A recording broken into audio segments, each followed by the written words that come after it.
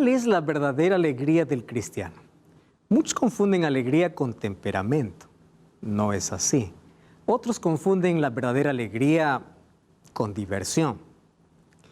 Y es por eso que van muchos en busca de placeres pensando que eso da alegría. Claro que da una alegría momentánea. Y esa es una alegría esclavizadora porque hay muchos que se hunden en placer y diversión y no pueden vivir sin eso porque si no, no son felices. Verdadera alegría tiene que ver con paz en el corazón, con tranquilidad, con una visión, con tener una visión diferente de la vida, porque hay esperanza en el corazón. La verdadera alegría tiene que ser expresada en nuestra vida cuando hay calma y cuando hay paz. ¿Un cristiano puede verdaderamente ser feliz a pesar de las circunstancias? Sí, cuando tiene una visión completa de Dios. Porque cuando él conoce a Dios, comienza a ver la vida de manera diferente. A pesar de las circunstancias, tragedias, dolor que encuentra en el camino, él aprendió a contemplar el amor de Cristo. Y ese cuadro completo nosotros lo vemos dentro del santuario. Vemos la justicia y el amor de Jesús. Ahí encontramos que somos tan valiosos para Él. Pero también encontramos cuál es la voluntad de Dios para mi vida o para nuestra vida. Bienvenido a un programa más de Biblia Fácil. Estamos listos, como siempre, con Biblia en mano, disposición en el corazón para poder escuchar la voz de Dios. Y ya sabes que hoy estamos aquí sin invitados porque tú eres nuestro invitado especial y nos estamos preparando para una nueva temática que realmente será sorprendente. Ya te estaremos anunciando sobre qué trata. Estamos listos para un tema más, entonces vamos a pedir la bendición de Dios a través de una oración. Y antes de orar, quiero invitarte para que puedas ingresar a nuestro sitio web estudielabiblia.com y elijas la manera cómo estudiar la Biblia. Allí tú puedes escoger estudiar por WhatsApp, pedir un curso bíblico en físico o también un curso bíblico virtual. Vamos juntos a comprender más sobre el amor de Jesús. Vamos a abrir nuestro corazón, vamos a hablar con Dios. Querido Dios, te pido una bendición muy especial en este momento por todas las personas que están listas para poder escuchar tu voz a través de tu palabra. Yo soy apenas un ser humano, mas quiero que tu Santo Espíritu, por favor, toque nuestro corazón. Comprender cuál es tu voluntad y cuál es ese maravilloso plan de salvación que trae tanta alegría a nuestro corazón, a pesar de las crisis y circunstancias por las cuales estamos pasando. Danos tu bendición. Por favor, hoy queremos ser vestidos por tu justicia y queremos que Jesucristo pueda ser mostrado en su realeza como nuestro sacrificio, pero también como aquel que quiere que hagamos su voluntad. Danos tu bendición en nombre de Jesús. Amén. Muy bien. En el programa anterior hablamos sobre la relación que tenía el tabernáculo y las vestiduras del sacerdote. Y allí nosotros encontramos lecciones preciosas. Encontramos que habían 3 colores que se repiten. ¿Recuerdas cuáles son? El púrpura, carmesí y el azul. Vimos que el púrpura representa la realeza de Cristo, el carmesí representa el sacrificio de Cristo y el azul, la voluntad que nosotros debemos hacer o la voluntad de Dios para nosotros, que es la santificación y expresada ¿dónde? En su ley. Hay muchos que solamente aceptan el sacrificio de Cristo y se olvidan que Él es el Rey y también el legislador. Todo eso ya vimos en el programa anterior. Y hoy queremos analizar un poco más sobre esas vestiduras, pero sobre todo cómo se relaciona con nuestra vida y con la alegría que tiene que ver en nuestro corazón. Vimos que a través de Cristo es la única manera como nosotros podemos llegar al cielo. Él dijo, yo soy el camino, yo soy la verdad y yo soy la vida. Cuando Él dijo, yo soy el camino, vimos que según Romanos 7:2 y Romanos 10:4, la finalidad de la ley es conducirnos a Cristo, mostrarnos el camino. Y cuando nosotros guardamos su ley, lo que estamos haciendo es aceptar su voluntad para nuestra vida, porque la ley es la base de su gobierno. La ley no fue abolida en la cruz y el único que está en contra de la ley, según Apocalipsis 12:17, es el diablo. Por favor, no te pongas de su lado. Número 2, nosotros descubrimos también que Cristo es la verdad y la verdad está expresada en su palabra. Cuando dice que Él es la verdad, está representada incluso por el maná. Y según Juan 17:17, dice que su palabra nos santifica. Santifícalos en tu verdad, tu palabra es verdad. Cuando dice que Él es la vida, ya descubrimos que está representado dentro del arca de la alianza como la vara de Aarón que floreció, porque era una vara quebrada, una vara seca que un día floreció, representando que Cristo puede dar vida a cualquier persona, que aún los muertos en Cristo resucitarán. Es la promesa de Jesús. Entonces, Él es nuestro camino, Él es la verdad y Él es la vida. Y a través de Él podemos llegar al cielo. Entonces, Él es como una escalera. Ya vimos que así como Jacob soñó una escalera que unía la tierra con el cielo, que está en el libro de Génesis capítulo 28, en el libro de Juan capítulo 1, versículo 51, encontramos que Cristo dice que Él es la escalera. Mira lo que dice el libro de Juan capítulo 1, versículo 51. Dice así: y agregó diciendo, de cierto os digo, desde ahora veréis el cielo abierto y a los ángeles de Dios subiendo y bajando sobre el Hijo del Hombre. ¿Quién es entonces la escalera? Jesús. Y si esa escalera significa que hay peldaños para subir. Por eso es que Jesús, cuando me invita a dejar mis cargas en Él, Él me ofrece su perdón. Él me reviste de su justicia.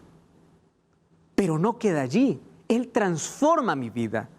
Y Él quiere que caminemos juntos. Y la vida cristiana es una vida de progresión, donde cada día al caminar con Cristo, su voluntad es reproducida en mi vida, su carácter reproducido en mi vida. Y eso es la justicia de Cristo representado por el lino fino, representando la justificación. Pero la justificación me lleva a un peldaño más, que es el camino de santificación. Y la santificación es un camino de obediencia, donde mi corazón se coloca en armonía con su voluntad y su voluntad está expresada en su ley. No te olvides de eso. Recuerda el libro de Salmos capítulo 40, versículo 8. El hacer tu voluntad me ha agradado y tu ley está en mi corazón. Por eso es que en el nuevo pacto, en Hebreos capítulo 10, dice que Jesús quiere poner su ley en nuestro corazón, ya no más en tablas de piedra, sino en nuestro corazón. Porque ese es el ideal de Dios, que nosotros podamos vivir en armonía con Él. Entonces, vida cristiana es una escalera donde comienza por la justificación representado por el lino fino, que era la vestidura del sacerdote, y esa justicia que es dada por Cristo y representada en acciones de los santos, dice Apocalipsis 19:8, que representa el lino fino. Pero también la santificación es hacer su voluntad. Por eso Mateo 7:21 dice, no todo el que me dice Señor entrará en el reino de los cielos, el que hace la voluntad de mi Padre. ¿Cómo sé que hago su voluntad? Obedeciendo su palabra, guardando su ley. Eso es hacer la voluntad de Dios. Nuevamente volvemos a Salmos 48. El hacer tu voluntad, Dios me agrada y tu ley está en mi corazón. Por eso Jesús dice, no importa si usan mi nombre para echar fuera demonios. Lees Mateo 7:21, vamos a leer mejor porque el texto es muy claro. Dice así, no todo el que me dice Señor, Señor entra en el reino de los cielos, sino el que hace la voluntad de mi Padre. Muchos me dirán, en tu nombre profetizamos, echamos fuera demonios, y yo les diré, apartaos de mí. ¿Pero por qué? ¿Acaso no dijeron que eran creyentes? ¿Acaso no aceptaron el sacrificio de Jesús? Aceptaron su sacrificio, pero no aceptaron caminar con Jesús. Porque no solamente acepta su justificación, Él quiere caminar contigo y quiere llevarte por el camino de santificación hasta el día de glorificación, que será cuando Cristo regrese y toda nuestra mente y nuestro cuerpo sea transformado y pueda ser arrancado de nosotros la naturaleza de pecado para vivir para siempre en la presencia de Dios. Ese es el camino de salvación y ese plan está revelado ¿dónde? Dentro del santuario. Ahora fíjate una cosa, es interesante que en esta escalera hay peldaños. No debemos quedarnos en el primer peldaño, tenemos que caminar con Cristo. Por eso Jesús dice en Mateo 11:28, venid a mí todos, ven a mí con tu problema, con tu alcohol, con tu cigarro, con tu droga, yo te voy a transformar. Pero también dice, vamos a caminar juntos y te colocaré un yugo. ¿Cuál es ese yugo? para que nos hace caminar al lado de Cristo, su palabra y su ley. Es así que descubrimos la voluntad de Dios y es así como se reproduce el carácter de Dios en nuestra vida. ¿Qué sucede cuando una persona camina con Cristo? Se torna obediente. No porque la obediencia salva, la obediencia es un fruto de la fe. Y la fe sin obras es muerta. Y la fe no anula la ley de Dios, así dice Romanos 3:31. Por la fe anulamos la ley de ninguna manera. Ahora, acá hay un asunto interesante. Hacer la voluntad de Dios, según Mateo capítulo 7, versículo 21, es indispensable para entrar en el reino de los cielos. Yo acepto su gracia, pero la gracia que salva es la gracia que transforma y me coloca en armonía con su voluntad, expresada ¿dónde? En su palabra. Entonces, ¿tus creencias tienen base bíblica o tradición humana? ¿El día que guardas está en la Biblia o lo que la iglesia dice? ¿O lo que un líder dice? ¿Dónde está? ¿Está basada tus creencias en la palabra de Dios? ¿Estás haciendo la voluntad de Dios? Es el camino de santificación. Ahora, qué interesante, cuando una persona camina con Dios se torna obediente. Mira lo que dice Génesis capítulo 26, versículo 5. Dice que Abraham caminó con Dios, ¿verdad? Sin embargo, ¿qué sucede cuando una persona camina con Dios? Hace la voluntad de Dios. Mira lo que dice el libro de Génesis capítulo 26, versículo 5. Por cuanto oyó Abraham mi voz, guardó mi precepto, mis mandamientos, mis estatutos y mis leyes. ¿Quién está hablando? Dios. ¿Qué hace una persona que camina con Dios? Es obediente, guarda sus mandamientos, sus estatutos y sus leyes. Tú dices, pero pastor, la ley de Dios desaparece en el libro de Éxodo. Y Abraham no conocía la ley de Dios dada por medio de Moisés. Es que Dios colocó siempre su ley en el corazón. En Éxodo capítulo 20 aparece la ley de manera escrita en tablas de piedra, pero su ley fue eterna. Por eso que su ley no fue dada para el judío. Su ley es dada para todo aquel que quiere ser fiel a Dios. Y ahora lo vamos a descubrir mucho mejor en lo siguiente. Presta atención aquí. Dentro del santuario nosotros encontramos por lo menos 2 compartimentos, y esto sería el atrio donde se ofrecían los sacrificios, pero había un compartimento donde entraba el sacerdote, que era el lugar santo y el lugar santísimo. Cristo quiere primero que entremos por la puerta. Jesús dice, yo soy la puerta. ¿A dónde nos invita a entrar? Al atrio. Cuando entramos en el atrio, ¿qué cosa aceptamos? Su sacrificio. Confesamos públicamente nuestra fe a través del bautismo. Todo sucede ¿dónde? En el atrio. Pero no quiere que te quedes en el atrio. Jesús dice, vamos a caminar, vamos a cruzar el primer velo, lugar santo.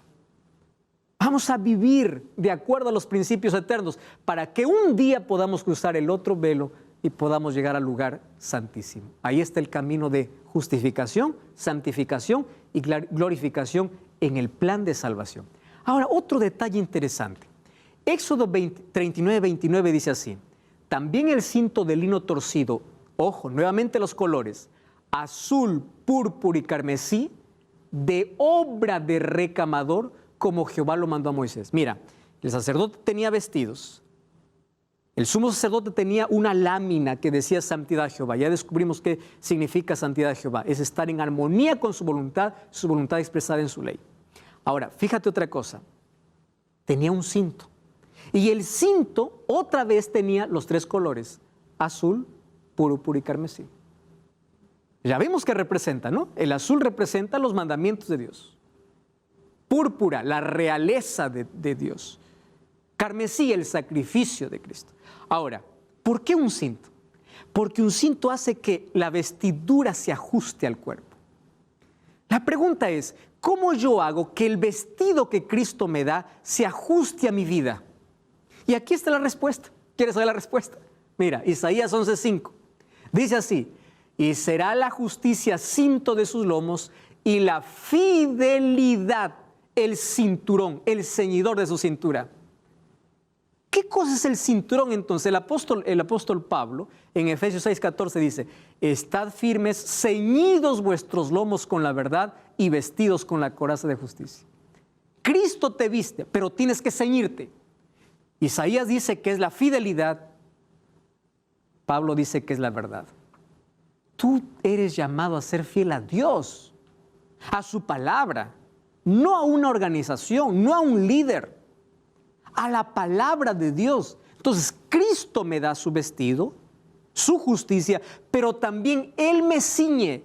Por eso es que la salvación viene de Él. Y Él me ciñe a través de su justicia y de su verdad. ¿Qué cosa es lo que tiene que hacer todo ser humano para recibir la vestidura de Cristo? O sea, primero el lino, luego el color azul y luego el color púrpura. Así como era vestido un sacerdote, hoy también es simbólicamente vestido un hijo de Dios. No literalmente, simbólicamente a través de su justicia. Muy bien, vamos entonces a hacer un breve repaso de lo que hacía un pecador para ser justificado. En primer lugar, la justificación se encontraba ¿dónde? Para el pueblo de Israel, en el altar de sacrificio. Ese altar para nosotros, ¿qué cosa es? El sacrificio de Jesús hecho en la cruz. Entonces, el sacrificio estaba allí, pero solamente era aplicado a favor de aquel que cree. Por eso es que el pecador tenía que entrar por la puerta trayendo su cordero. Ahora nosotros no necesitamos llevar un cordero porque el cordero es Cristo, pero sí tenemos que entrar por la puerta. Y cuando entraba por la puerta ya estaba cubierto de lino. Fíjate una cosa, porque para entrar al atrio ya estaba postes hechos con telas de lino. Ese lino representaba ¿qué cosa? La justicia de Cristo. Sin embargo, cuando el pecador entraba hasta el atrio, el sacerdote lo recibía y era el pecador quien sacrificaba el animal. ¿Comprendes? Vamos a entender un poquito más sobre la justificación. Entonces eso representa que son mis pecados que dieron muerte a Jesús. Cada vez que yo cometo un pecado significa yo fui partícipe de la crucifixión de Cristo. Entonces no solamente fue los soldados, no solamente fue Pilato allá, fueron mis pecados. Ahora, el pecador degollaba el sacrificio. ¿Qué cosa hacía el sacerdote? Recibía la sangre. Mira, vamos a leer ese texto. Después con su dedo, el sacerdote tomará de la sangre de la expiación y lo pondrá sobre los cuernos del altar de holocausto y derramará el resto de la sangre al pie del altar y le quitará toda su grosura como fue quitada la grosura del sacrificio de paz. Y el sacerdote le hará arder en el altar sobre la ofrenda encendida a Jehová y le hará el sacerdote expiación de su pecado que habrá cometido y será perdonado. Un asunto interesante. ¿Cuándo el pecador era perdonado? Eso tenemos que entender. No solamente cuando la víctima moría, era perdonado cuando el cordero era quemado y la sangre era llevada incluso al primer compartimento. Por eso necesitamos entender el ministerio de Cristo ahora en el santuario celestial. Porque el sacrificio que Jesús realizó en la cruz hoy está aplicando a favor de aquel que cree. Pero ahora vamos a trasladar lo que se hacía en el santuario para nuestra experiencia. Fíjate lo que sucedía. Primero, dice que el sacerdote tomaba la sangre y se iba ¿hasta dónde? Hasta el altar de sacrificio. En el altar de sacrificio, tú puedes ver que era madera vestida de bronce. Esto tiene un significado muy especial, muy especial. En las 4 puntas de este altar habían cuernos. Y esto tiene un símbolo especial. Estos cuernos. Mira, ve. El sacerdote recibía la sangre y colocaba sobre los cuernos del altar. Pregunta, ¿por qué 4? Recuerda que 4 representa totalidad. Recuerda los 4 vientos que los ángeles están sosteniendo en Apocalipsis capítulo 7, representando los 4 ángulos de la tierra. Entonces esa sangre que era derramada por ese cordero representaba que esa sangre era suficiente también para perdonar a toda la humanidad, porque el verdadero cordero iba a morir. O sea, cada vez que un cordero moría o un sacrificio se hacía, ellos estaban repitiendo Juan 3:16, porque de tal manera amó Dios al mundo. El mundo estaba representado por estos 4 cuernos, donde se colocaba la sangre. Esto representaba el sacrificio de Cristo y su sacrificio iba a limpiar al mundo de sus pecados. ¿Qué sucedía? Ese cordero era finalmente quemado. ¿Por qué era quemado? Acá hay otro asunto que tenemos que entender. Porque Cristo vino a salvarnos de la muerte eterna. Ese fuego representa el juicio de Dios terminando con el pecado. Yo necesitaba morir, pero Cristo vino a salvarme de la muerte eterna, del juicio final. Entonces ese cordero era quemado en mi lugar, yo merecía morir. Y representaba que todos aquellos que aceptan su sacrificio van a ser librados de la muerte eterna, del juicio ejecutivo. Otro detalle, este altar era de madera. Si aquí el sacrificio ardía, imagínate, la madera fácilmente arde. ¿Pero por qué no ardía la madera? Porque la madera estaba cubierta de bronce. Este bronce representaba la gracia de Dios. Hoy está cubierto el sacrificio por su gracia. Por eso es que Él paga nuestra condenación.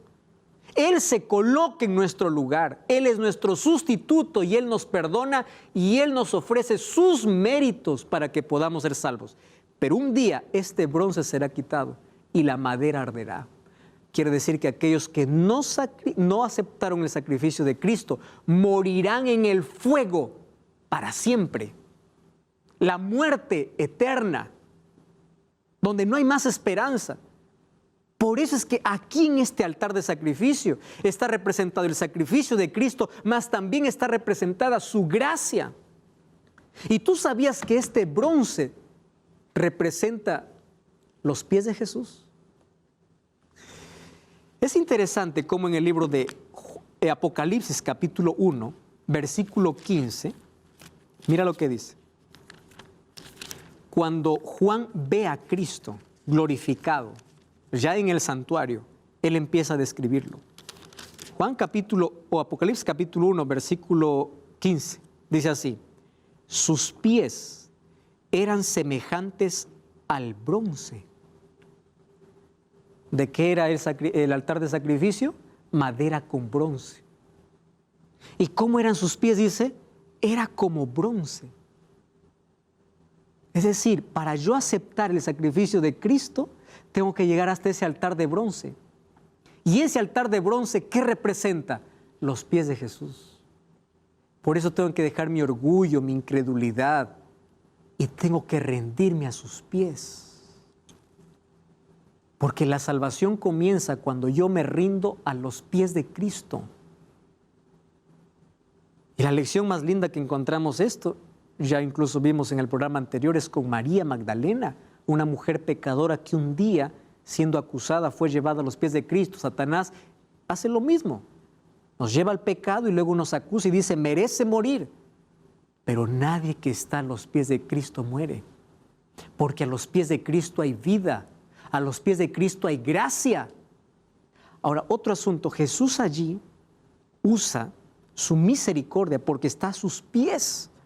Nadie que esté a los pies de Cristo finalmente perece. Absolutamente nadie. Y acá hay un detalle importantísimo. Ella allí fue justificada porque recibió el perdón de Dios. ¿Y cómo es que ella recibió el perdón de Dios? Jesús le dice, ni yo te condeno, vete y no peques más. En otras palabras, yo te doy mi gracia, te estoy dando una nueva oportunidad, pero no continúes en el pecado. Eso significa andar en la voluntad de Dios. Por eso es que la ley de Dios no es anulada por la gracia de Dios. ¿Cómo yo ando en la voluntad de Dios? Cuando obedezco su ley. Lo que Jesús le está diciendo es, no peques más, vive en armonía con los principios de mi voluntad. Eso es lo que le está diciendo Dios a María. Lo encontramos en el libro de Lucas capítulo 10, que Marta y María, que eran dos hermanas que estaban atendiendo a Jesús, mientras Marta estaba en sus quehaceres, María, ¿dónde estaba? Aprendiendo a los pies de Cristo. Y allí Jesús le dice a Marta, Marta, muchos quehaceres te tienen turbada. María ha elegido la mejor parte, la cual no le será quitada. Ahora, aquí hay un asunto interesante. ¿Qué cosa es lo que nunca te será quitado? Cuando tú estás a los pies de Cristo, nadie te quitará, nadie te condenará. Nadie se perderá cuando uno acepte el sacrificio de Cristo. Pero Cristo no solamente te deja a sus pies. Él quiere llevarte porque Él es la escalera para el cielo, por el camino de santificación. Y eso nosotros lo encontramos nuevamente en el libro de Juan, cuando vemos que Simón hace una fiesta y María compra un perfume para derramar. ¿Dónde? A los pies de Cristo. Nuevamente a los pies de Jesús. Eso es lo que entendió María, que no existe mejor lugar que estar a los pies de Cristo. ¿Y qué cosa es lo que sucedió allí? Ahí expresó su amor de manera pública, porque el perfume no se puede esconder. Es allí donde comienza una vida al lado de Cristo, diciendo para todos públicamente: renuncio a mi vida pasada y a través de este perfume hago público mi amor por Jesús. Y ese amor público por Jesús hoy lo podemos hacer a través del bautismo. Ella lo hace público su amor, pero está a los pies de Cristo. Cuando Jesús murió en la cruz estaba Juan, la madre de Jesús, ¿y quién más estaba? María Magdalena. ¿Dónde? A los pies de la cruz. Y cuando Jesús resucitó, la primera mujer que vio a Jesús, la primera persona que vio a Jesús después de su resurrección fue María Magdalena. ¿Y sabes lo que dice ahí el libro de Juan, capítulo 20, 17? María, volviéndose, le dijo Raboni, que significa maestro. Y Jesús le dice: no me toques porque aún no he subido a mi Padre. ¿A dónde se fue María? No se fue a abrazarlo, se fue a los pies de Cristo. Allí comienza la salvación. En el altar de sacrificio, a los pies de Jesús. Y es allí donde Cristo me justifica. Esto todavía no concluye, hay muchas otras lecciones para aprender. Pero no cambies el canal, vamos a una breve pausa y estamos de regreso. Esto es Biblia Fácil.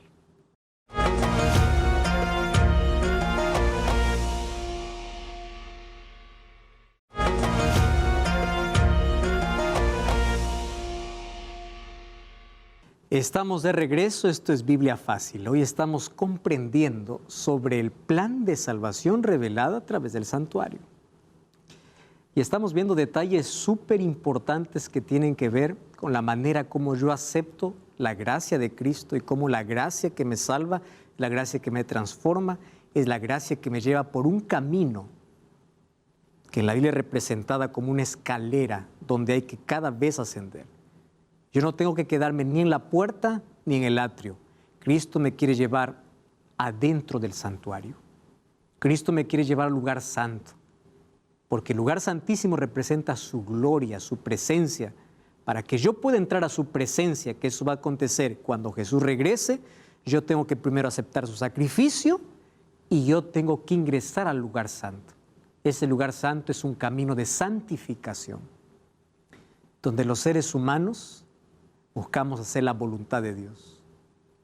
Sin embargo, su voluntad lo podemos hacer no por nuestros esfuerzos, porque nosotros tenemos una naturaleza pecaminosa, mas su voluntad hacemos por su justicia, que lo recibimos cuando vivimos a sus pies, cuando caminamos con Él. Es allí donde somos vestidos de lino fino, así como los sacerdotes eran vestidos. Pero también luego nos enseña a hacer su voluntad. Hoy vamos a ver cómo eso se entendía perfectamente en el Antiguo Testamento. Por eso es que en el libro de Salmos encontramos varias referencias para el santuario. Esas referencias hacían allí alusión al perdón de Dios, a la grandeza de Dios o al sacrificio que Él hizo en nuestro favor. Y cuando nosotros hablamos del libro de Salmos, hablamos del libro más grande de toda la Biblia. Es el único que tiene 150 capítulos. Para nosotros se llama Salmos, más el nombre verdadero de este libro es el Tejilín. Y Tejilín, ¿qué cosa significa? Cánticos de adoración. Y tú sabías que Salmos en sí es un libro que está compuesto por 5 otros libros que son subdivisiones de este libro. Entonces, Salmos sería una compilación de 5 libros. El primer libro estaría allí desde, vamos a ver, desde el capítulo 1 hasta el versículo 41. Segundo libro, desde el capítulo 42 hasta el versículo 72. Tercer libro, desde el capítulo 73 hasta el capítulo 89. El cuarto libro, desde el capítulo 90 hasta el capítulo 106. Y el último libro, desde el capítulo 107 hasta el capítulo 150. Ahora, ¿qué cosa es importante analizar dentro de este libro de Salmos? Es que este libro era el himnario del santuario. O sea, los israelitas cuando iban para el santuario a adorar, ellos cantaban las letras o las estrofas de lo que hoy llamamos salmos. Y es interesante porque en salmos hay oraciones que expresan experiencias, sentimientos, pero dicho de manera poética y elevada para Dios. Salmos se conoce como aquel lenguaje del corazón, donde el ser humano cuenta su experiencia con Dios, del encuentro, de la vivencia que tiene con Dios. Son oraciones poéticas. Por eso era el himnario del santuario y eran cánticos de adoración. Ahora, es interesante que los cantos del libro de Salmos tienen un contenido riquísimo. ¿En qué? En Cristo. La teología de Salmos es Cristo. Hay muchas profecías sobre Cristo basadas en el libro de Salmos. Por ejemplo, Salmos capítulo 22 habla acerca de la muerte de Jesús, cómo sus vestidos fueron echados suerte, o su vestido fue echado en suertes. Habla sobre varias palabras incluso que Jesús mencionó en la cruz. Dios mío, ¿por qué me he desamparado? Está registrado en el libro de Salmos. Son profecías sobre el ministerio de Cristo sobre la tierra. Ahora, es interesante también notar que allí en el libro de Salmos, la música que ellos cantaban o entonaban o adoraban a Dios era una música con contenido netamente espiritual. Y ellos sabían que la música ayuda muchísimo para poder comprender grandes verdades. Por eso es que hoy Satanás está tan interesado en distorsionar la música, porque a través de la música él puede vender su filosofía. Y hoy vemos tantos jóvenes y adultos allí teniendo en su mente tanta música que tiene una filosofía de vida totalmente contraria a la voluntad de Dios. Sin embargo, los salmos nos enseñan a cantar con un contenido que nos ayude y nos lleva a hacer la voluntad de Dios. Y el contenido de su letra es cristocéntrica, no antropocéntrica. El centro no es el ser humano, el centro es Dios. Incluso nuestra música que nos lleva a adorar a Dios tiene que ser como centro Cristo, su grandeza y su poder. Ahora, encontramos varios salmos lindos. Queremos allí repasar, por ejemplo, algunos de ellos. En el último libro, o los últimos capítulos de Salmos, nosotros encontramos que eran llamados los salmos de peregrinaciones para el templo. ¿Qué significa? Habían por lo menos 3 veces al año donde los israelitas, no importa el lugar donde ellos estaban, tenían que subir hasta el santuario, hasta el templo en Jerusalén. ¿Por qué subir? Porque Jerusalén estaba en una parte alta y toda esa subida ellos lo hacían cantando. Y vamos a encontrar lindos cantos. Por lo menos 3 veces al año ellos peregrinaban. La primera era la fiesta de la Pascua, junto con los panes sin levadura. La segunda fiesta importante era la fiesta del Pentecostés. Y la tercera era la fiesta de los tabernáculos, que era lleno de alegría. Jesús, cuando estuvo aquí en la tierra, incluso participó de algunas fiestas. Juan capítulo 7 habla que en una de las fiestas Él dice, yo soy el agua de vida. Está hablando acerca de la fiesta de las cabañas o de los tabernáculos, donde había tanta alegría. Yo soy el agua de vida. Y donde habían ceremonias, donde colocaban agua en odres enormes para recordar cómo Dios los había sustentado con agua en el desierto. Y Jesús aparece en medio de esa multitud para decir, yo soy el agua. En otra fiesta, que era la fiesta de los tabernáculos, también dice Jesús, yo soy la luz del mundo. Jesús participó de esas fiestas. Ahora, todas esas fiestas obviamente representaban a Cristo, pero esas peregrinaciones para celebrar esas fiestas lo hacían cantando, ¿qué cosa? Salmos. Multitudes iban allí para Jerusalén. Y me encanta repasar algunos de esos salmos de su vida o aquellos salmos que eran entonados mientras iban a ver el templo. Vamos, por ejemplo, a ver Salmos capítulo 122, versículo 1. Allí dice, yo me alegré con los que me decían, a la casa de Jehová iremos. Este era un salmo que se cantaba mientras subían para el templo, donde expresaban con alegría, las familias se reunían, las personas hacían grandes caravanas y subían para adorar. Y ahí aparece el Salmo 122, yo me alegré con los que me decían, a la casa de Jehová iremos. ¿Por qué ellos necesitaban estar ahí en la casa de Jehová? Y es interesante la alegría. Mira, Salmos capítulo 134 dice así, mirad, bendecid a Jehová vosotros todos los siervos de Jehová, los que están en la casa de Jehová, estáis por las noches. Alzad vuestras manos al santuario y bendecid a Jehová. Desde Sión te bendiga Jehová, el cual ha hecho los cielos y la tierra. La alegría de poder participar, entrar al santuario, porque entendían mucho mejor el plan de salvación. Cada vez que ellos entraban al santuario, ellos disfrutaban al saber del amor de Dios por sus hijos, porque cada ceremonia, cada culto, todo lo que se realizaba dentro del santuario, hablaba sobre el plan de salvación. Y ellos entendían que el santuario real estaba en el cielo. Por eso que cuando entraban al santuario terrenal, ellos imaginaban un día entrar al santuario celestial. Ese concepto está bien claro. Mira, Salmos capítulo 11. Todo israelita lo tenía muy claro ese concepto. Versículo 1. Salmos capítulo 11, versículo 1.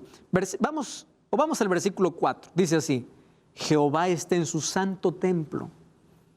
Jehová sostiene o tiene en el cielo su trono y sus ojos observan, sus párpados examinan a los hijos de los hombres. Jehová prueba al justo, pero al malo y al que ama la violencia lo repudia. Sobre los malos hará llover calamidades. Jehová es justo y ama la justicia.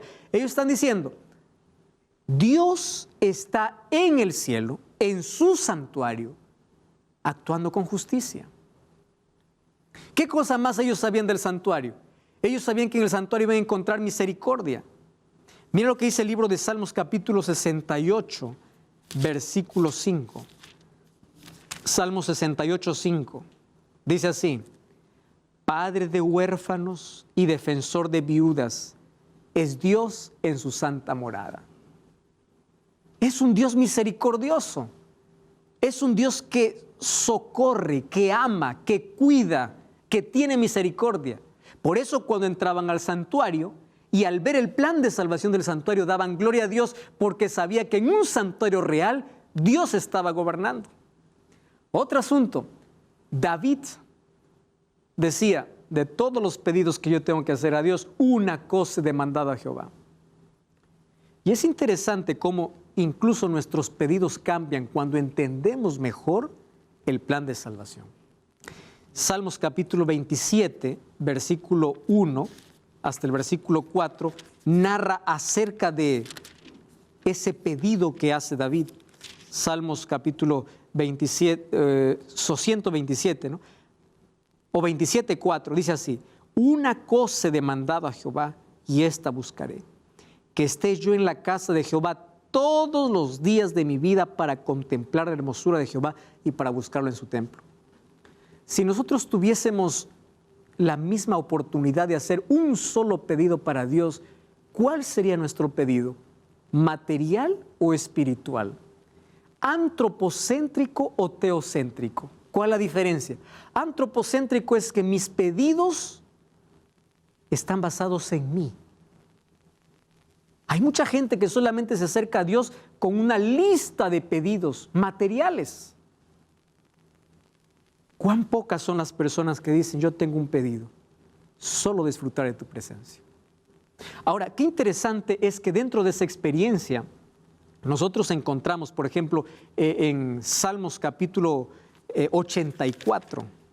Mira, Salmos capítulo 84, allí David una vez más expresa su deseo a Dios.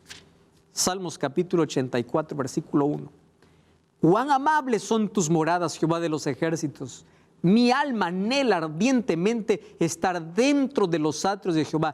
Mi corazón y mi carne cantan al Dios vivo. El gorrión haya casa, la golondrina haya nido, donde poner sus polluelos cerca de tus altares, Jehová de los ejércitos.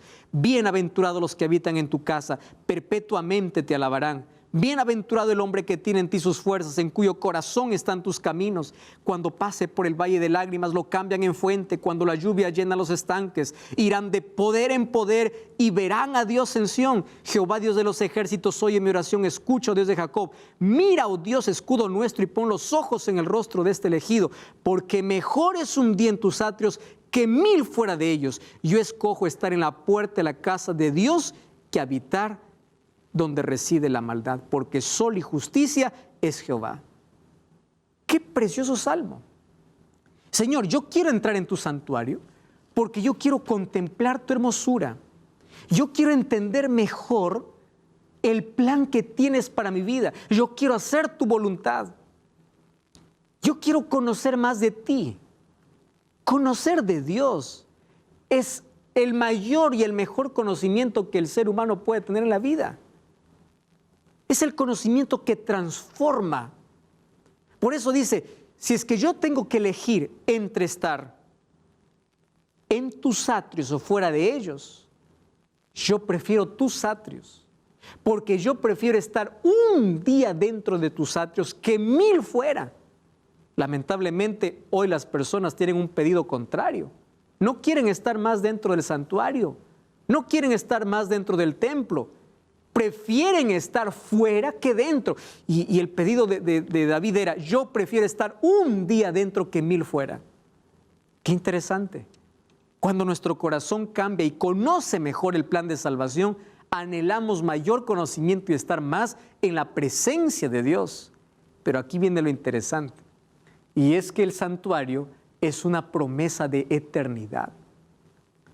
Mira, Salmos capítulo 23. Versículo 6 es una promesa. El versículo 1 es conocido, dice, Jehová es mi pastor, nada me faltará. Versículo 6 dice, el bien y la misericordia me seguirán todos los días de mi vida, y en la casa de Jehová moraré por largos días. ¿De qué está hablando? De que aquí en la tierra Jehová es mi pastor. Él me conduce, a veces por un camino que no es bonito. Incluso voy a cruzar por el valle de sombra y de muerte, pero Él me acompaña. Pero si Él me conduce, Él me va a llevar a su casa. ¿Dónde es su casa? El santuario, el cielo.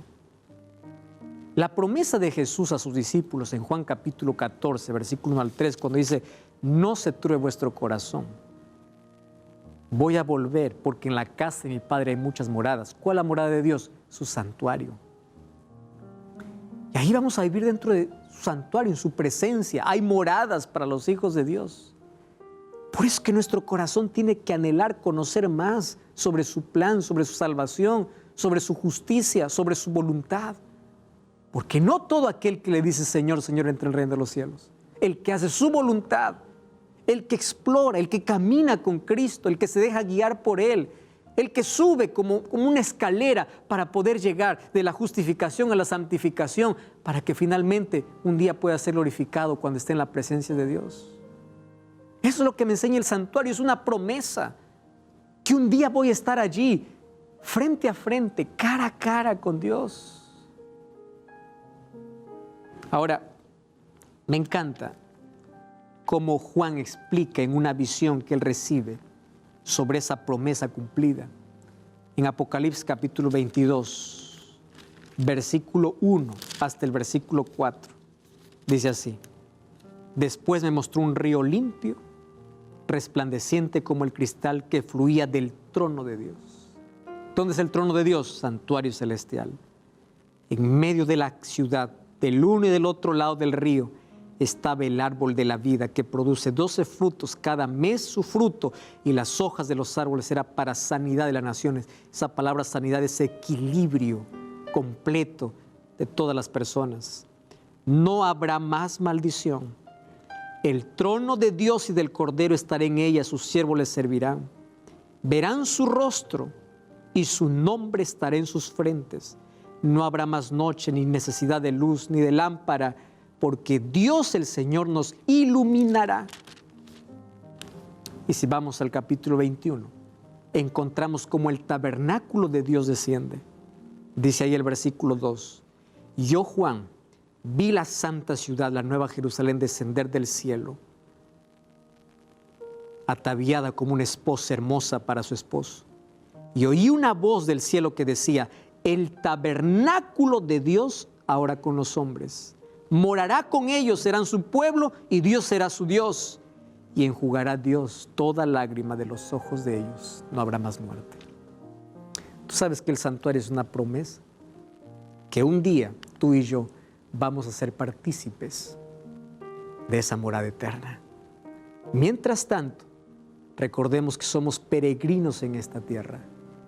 Y así como los israelitas subían cantando hasta Jerusalén, mientras estemos aquí vamos a adorar a Cristo, vamos a exaltar su grandeza, vamos a hablar de su gloria, porque un día estaremos en el santuario, en su presencia. Y mientras más descubrimos el plan de salvación dentro del santuario, más nos emocionamos con que llegue ese grande día. Por eso necesitamos ser vestidos por su gracia, por su justicia, para poder entrar en su santuario. Hoy llegó el momento de tomar esa decisión. De decir, Señor, yo quiero estar preparado porque yo quiero vivir contigo. El mayor deseo que hay en tu corazón, si no es vivir con Cristo, ¿qué más puede ser? Las cosas de esta vida se acaban. Todo lo podemos perder, pero por favor no pierdas la oportunidad de elegir la salvación. Acepta a Cristo en tu vida. Hazlo público. Hoy comprendimos que no hay nada mejor que estar a los pies de Cristo. Aprender con Cristo, pero hacer público nuestra fe por Él. Y la manera de hacerla pública es a través del bautismo. Tú ya comprendiste varias verdades sobre el plan de salvación. ¿Todavía no eres bautizado? ¿Qué cosa estás esperando? Hoy tú puedes decir, yo quiero ser bautizado porque voy a hacer público mi fe. Yo quiero que Cristo viva en mí, que Cristo me vista con ese lino puro, ese lino blanco, que Cristo me dé su justicia, que Cristo me enseñe a caminar en esa senda que Él quiere, donde Él me lleva. Si tú tomas esa decisión, yo te voy a invitar hoy que puedas entrar en contacto con nosotros. Puedas comentar aquí si estás viendo esto en una red social. Yo quiero ser bautizado. Busca una iglesia adventista el séptimo día. Anda para allá y dile, ya terminé un curso bíblico a través de Nuevo Tiempo. Yo estoy listo para aceptar a Jesús en mi corazón.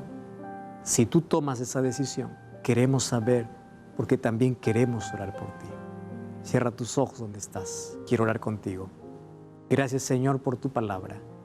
Gracias porque en ella me muestras el mayor deseo que tienes para todos nosotros. Y el mayor sueño tuyo es que todos podamos ser salvos. Tú hiciste todo para salvarnos. Ahora solo falta nuestra parte, aceptar tu sacrificio, caminar contigo, vivir a tus pies, ser vestidos por tu gracia y que nos enseñes a caminar por la senda de santificación hasta llegar al momento de donde seamos glorificados por ti. Acepta las decisiones de tantas personas que hoy tomaron ser bautizadas y nacer de nuevo por el reino de los cielos. Dales tu bendición. En el nombre de Jesús. Amén.